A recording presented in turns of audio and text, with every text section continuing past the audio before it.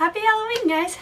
So tomorrow is November 1st, which marks the beginning of NaNoWriMo, and I thought I'd just give you a little preview before I start doing the videos. So this year I've decided to do a zombie novel. It's a little bit different. Well, what I've done is I've done two types of zombies. So the first one is classic zombie, and this virus came around, and so the virus got people sick, and then they died, and when the person died, it brought them back to life, which is a classic zombie. They bit people, and when they got bit, the virus was passed on to them.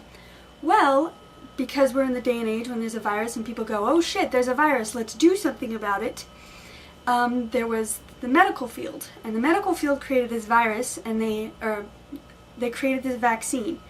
And so when they created the vaccine, they tested it on animals.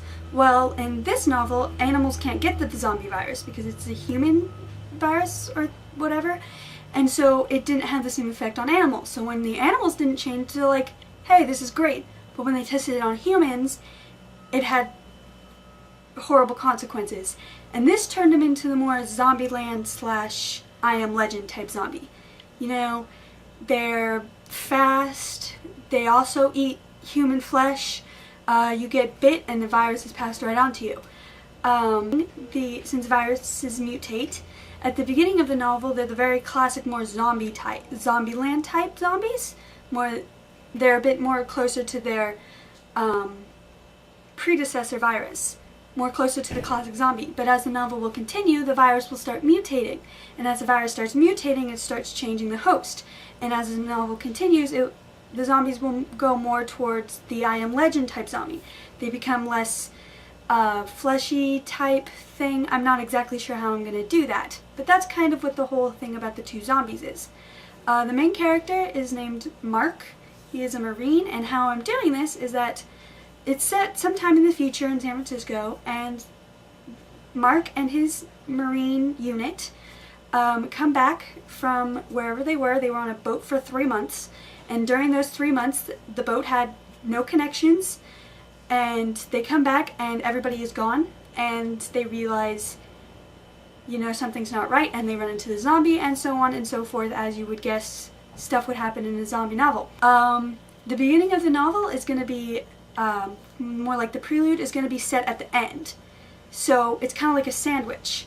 So at the beginning you have Mark kind of freaking out about everything that's happened. All of his friends are dead, all of the people that he said that he would save are dead, and it's just him. And so the rest of the novel will be the story, and then you'll get to the end point from which the very beginning was. And then at the end there's going to be a surprise ending or whatever, and I'm debating whether or not I want to do an epilogue, because there are points in the novel where I don't kill people off, but I make them separate, so I don't know if I'm going to kill them or what I'm going to do with that. So that's what this is. And I was watching a video by John Green, and he said that, NaNoWriMo, you can't write a good book in a month. What NaNoWriMo is for me personally is it's motivation, because it's like word count. You get the word count. You can say, hey, I wrote a novel in a month. That's something no one else can say. Later though, through multiple revisions from multiple people, will it become actually good.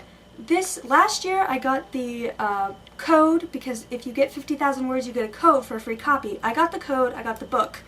But what I would love is to be able to send it off to an actual publisher and get it published. Fingers crossed that happens. So yeah, happy Halloween, you guys. Hope you have fun, stay safe. I can't go all crazy because I have a novel to start tomorrow. See you all later.